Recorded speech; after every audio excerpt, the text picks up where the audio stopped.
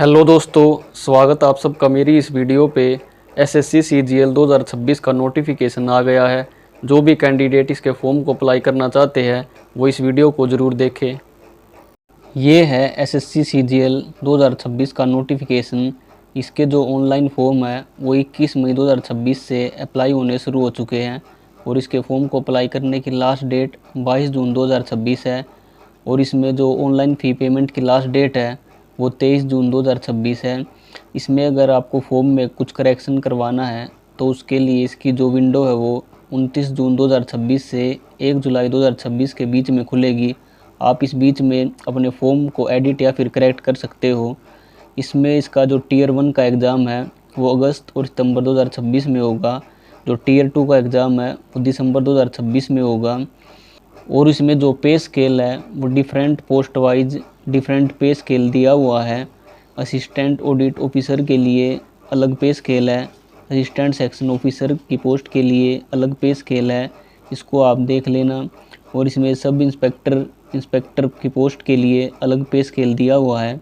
Divisional accountant या फिर junior statistical officer, इन post के लिए इसमें अलग से पे स्केल दिया हुआ है। और ऑडिटर की पोस्ट के लिए इसमें अलग पे स्केल है। जितनी भी ये डिफरेंट टाइप की पोस्ट है सभी के लिए अलग पे स्केल दिया हुआ है और सभी के लिए जो भी एज लिमिट है वो भी डिफरेंट है। इसमें जो टोटल वैकेंसीज़ है वो 12,256 आई हुई है। तो जो भी कैंडिडेट इसके फॉर्म को अप्लाई करना चाहते हैं वो ज़रूर अप्लाई करें, काफ़ी अच्छी वैकेंसीज़ हैं। उसके बाद नेशनलिटी, अगर candidate A citizen of India, citizen of Nepal या फिर सिटीज़न ऑफ भूटान है तो आप इसके फॉर्म को अप्लाई कर सकते हो। उसके बाद एज लिमिट, एज ऑन 1 अगस्त 2026 आपकी जो एज है वो डिफरेंट पोस्ट के लिए डिफरेंट एज लिमिट है। कुछ पोस्ट के लिए आपकी एज लिमिट मिनिमम 18 और मैक्सिमम 27 ईयर्स होनी चाहिए और कुछ पोस्ट के लिए मिनिमम 20 और मैक्सिमम 30 ईयर्स। कुछ पोस्ट के लिए आपकी एज लिमिट मिनिमम 18 और मैक्सिमम 30 ईयर्स और कुछ पोस्ट के लिए आपकी एज लिमिट मिनिमम 18 और मैक्सिमम 32 ईयर्स के बीच होनी चाहिए।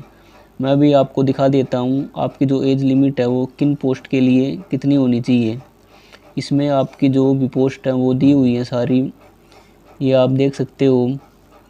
इसमें जैसे आपकी असिस्टेंट ऑडिट ऑफिसर की जो पोस्ट है इसमें आपकी मिनिमम एज लिमिट 18 ईयर्स और मैक्सिमम 30 ईयर्स के बीच होनी चाहिए। उसके बाद असिस्टेंट सेक्शन ऑफिसर की पोस्ट के लिए आपकी मिनिमम एज लिमिट 20 और मैक्सिमम 30 ईयर्स होनी चाहिए। कुछ पोस्ट के लिए इसमें एज लिमिट मिनिमम 18 और मैक्सिमम 30 ईयर्स भी है।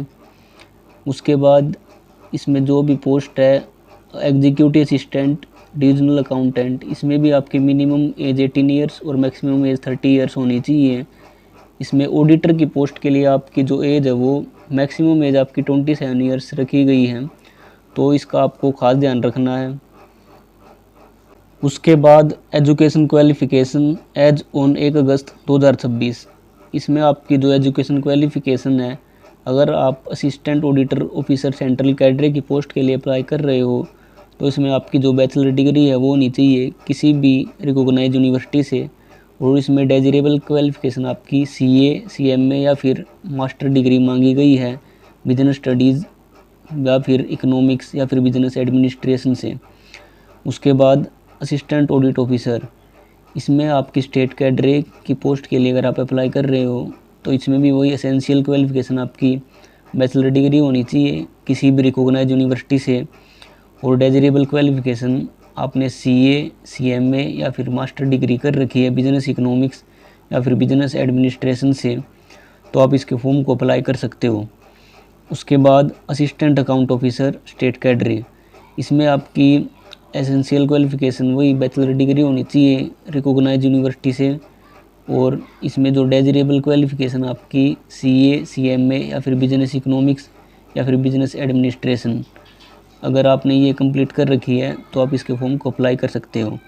उसके बाद जूनियर स्टैटिस्टिकल ऑफिसर, जिसमें कि आपकी बैचलर डिग्री होनी चाहिए विद एटलीस्ट 60% मार्क्स के साथ और मैथमेटिक्स 12th स्टैंडर्ड लेवल का होना चाहिए, तो तभी आप इस जूनियर स्टैटिस्टिकल ऑफिसर वाली पोस्ट के लिए अप्लाई कर सकते हो। या फिर आपकी बैचलर डिग्री किसी भी सब्जेक्ट से, लेकिन स्टैटिक्स आपका एक सब्जेक्ट होना चाहिए इसमें।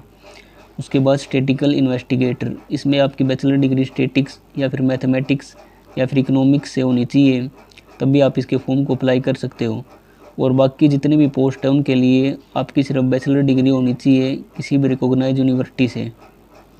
उसके बाद अगर एप्लीकेशन फ़ी की बात करें तो इसमें जो एप्लीकेशन फ़ी है वो 100 रुपीज़ है।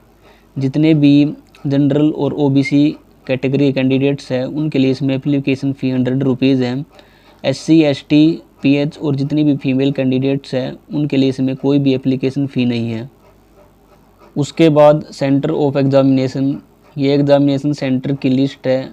ये आप जिस भी रीजन से फॉर्म को अप्लाई करना चाहते हो उस रीजन से आप फॉर्म को अप्लाई कर सकते हो। ये सेंटर की जो लिस्ट है ये आप देख लेना। उसके बाद स्कीम ऑफ एग्ज़ामिनेशन, जो आपका सिलेक्शन प्रोसेस है वो 2 स्टेजेस के बेस पर आपका इसमें सिलेक्शन होगा, जिसमें कि सबसे पहले जो टियर 1 का एग्ज़ाम है वो कुछ इस तरीके से है।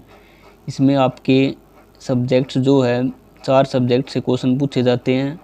सबसे पहले आपका जनरल इंटेलिजेंस और रीजनिंग, जिसमें भी आपके 25 क्वेश्चन 50 मार्क्स के रहते हैं। उसके बाद आपका जनरल अवेयरनेस वाला सेक्शन, इसमें भी आपके 25 क्वेश्चन 50 मार्क्स के रहते हैं। तीसरा आपका क्वांटिटेटिव एप्टीट्यूड, इसमें आपके 25 क्वेश्चन 50 मार्क्स के रहते हैं। और चौथा आपका इंग्लिश, इसमें भी आपके 25 क्वेश्चन 50 मार्क्स के रहते हैं। और टोटल आपको 1 आवर का टाइम मिलता है इस पेपर को सोल्व करने के लिए।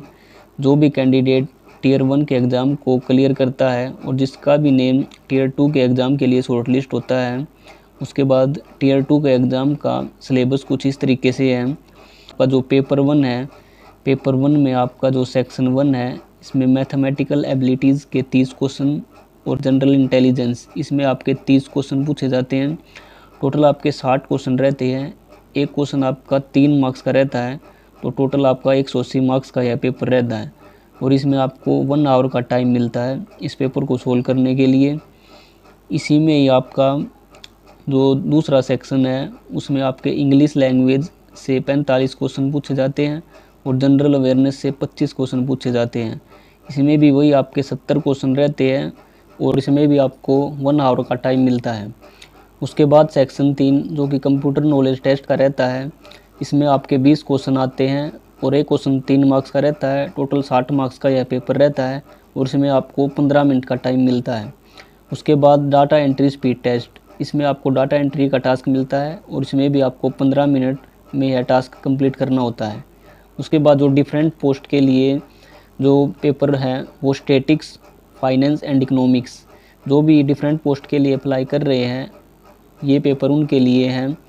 तो इसमें जो स्टैटिक्स है उसमें आपका 200 मार्क्स का यह पेपर रहता है और 2 घंटे का आपको इसमें टाइम मिलता है। फाइनेंस एंड इकोनॉमिक्स, यह पेपर भी आपको 200 मार्क्स का रहता है, इसमें भी आपको 2 घंटे का टाइम मिलता है। तो इसी तरह के गवर्नमेंट जॉब से रिलेटेड अपडेट्स के लिए आप मेरे यूट्यूब चैनल को सब्सक्राइब कर सकते हो। आज की इस वीडियो में बस इतना ही, बाकी मिलता हूँ आपसे फिर नई वीडियो में। तब तक के लिए राधे राधे सभी को।